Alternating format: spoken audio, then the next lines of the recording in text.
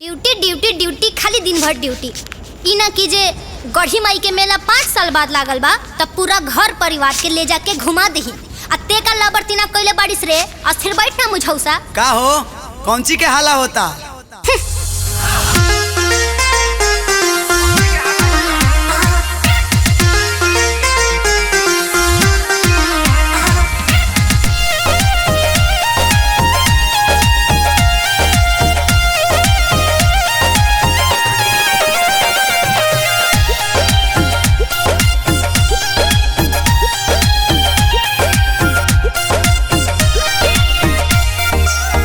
लइका के डांटो तारू कमना होखी से, हमरो पे लागो तारू काहे दांत पीसे। बोला लइका के डांटो तारू कमना होखी से, हमरो पे लागो तारू काहे दांत पीसे। रुसेलू तो धनी तो के शोभा ना देला हो, शोभा ना देला। दरोगा बलम रउआ करे ना खेला, ले चली घुमा दे गढ़ी माई के मेला। घरवा में हम नहीं रहब अकेला, ले चली घुमा दे गढ़ी माई के मेला।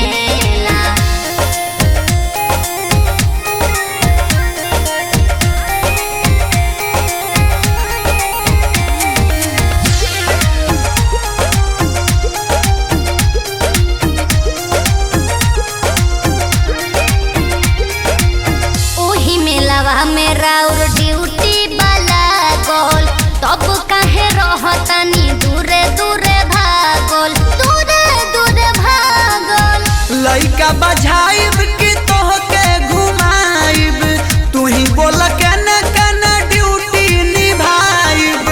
रहेलू दास तो दिल ना लागेला हो, दिल ना लागेला। सुनिए बलम दर्शन माई के मन तरसेला, ले चली घुमा दे गढ़ी माई के मेला। घरवा में हम नहीं रहब अकेला, ले चली घुमा दे गढ़ी माई के मेला।